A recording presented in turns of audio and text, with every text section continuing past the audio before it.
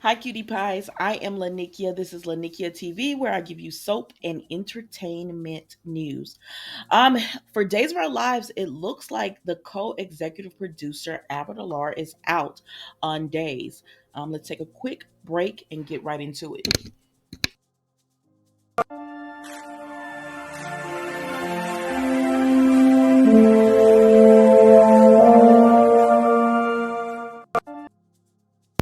All right. So many of you know, and if you don't, Albert is a co-executive producer of Days of Our Lives. He's been in Days of Our Lives for decades as a director.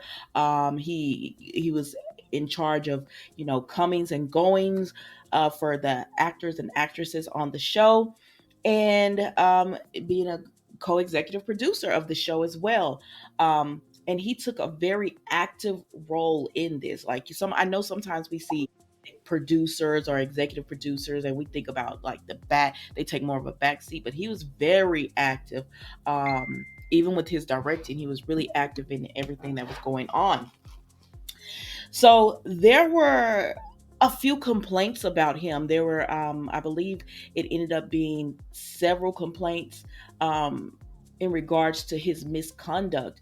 Now I'm going to say allegedly, just because he is disputing these claims. So, just for safe protection, it's all alleged. But what is being said is that there was a lot of misconduct behind the scenes, and he created a very hostile work environment.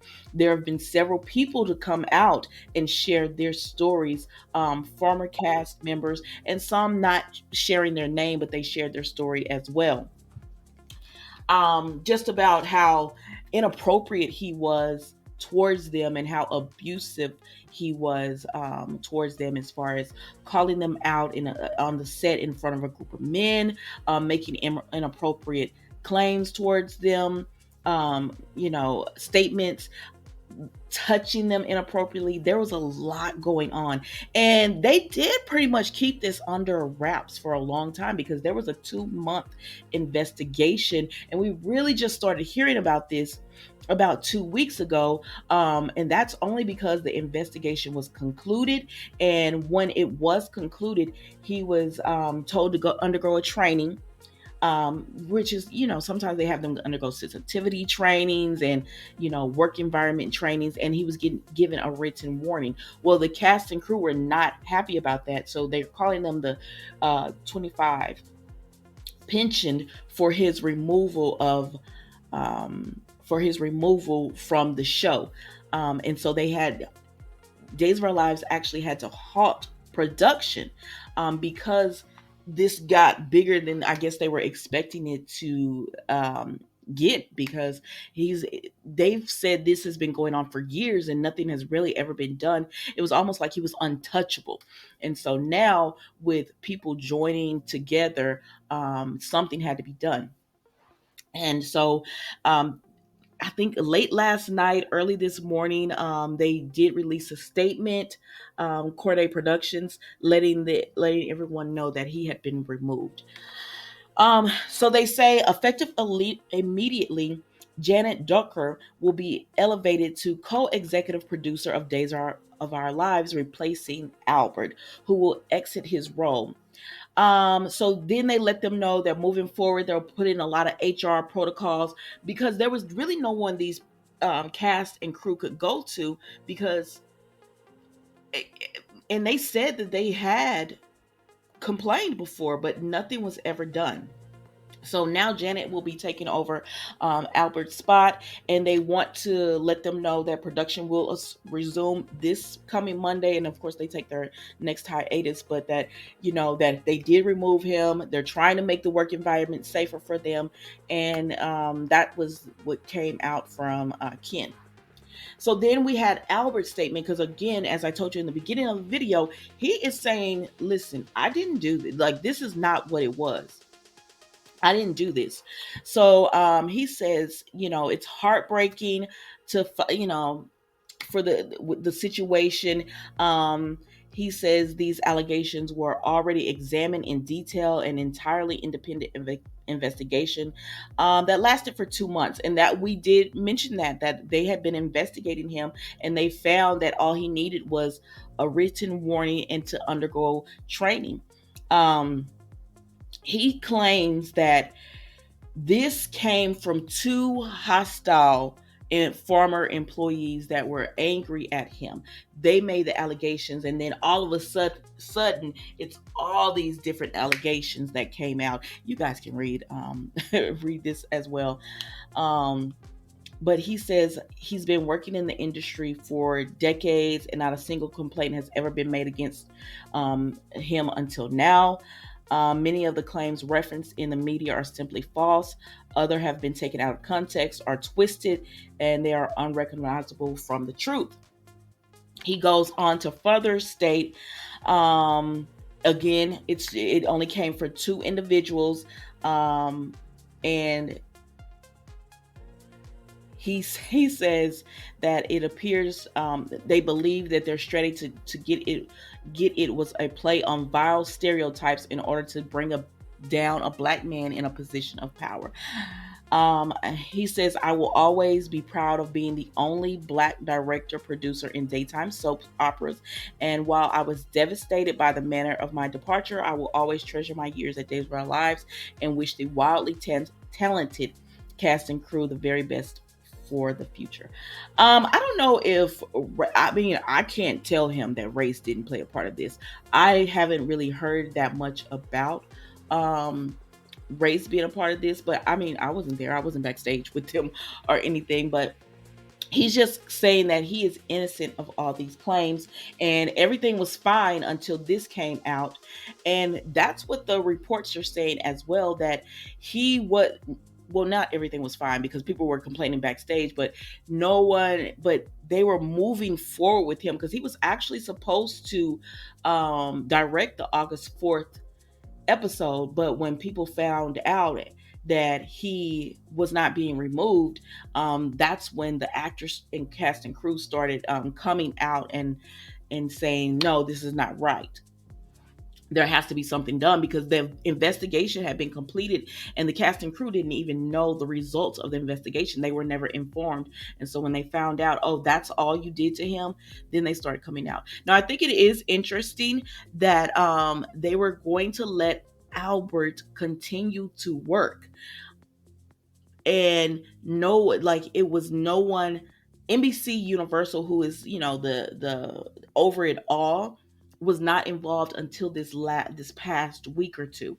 That's when they got involved, and I think that's interesting because we know they're having problems. Like, first they were sued by Nene Leakes, and a lot of people didn't believe her, but she said, like, listen, they don't treat you well. And she's a reality star from Real Housewives of Atlanta, and she sued them. They're still in mediation right now, but she sued them, claiming discrimination and the work environment and everything. So, but a lot of people dismiss that.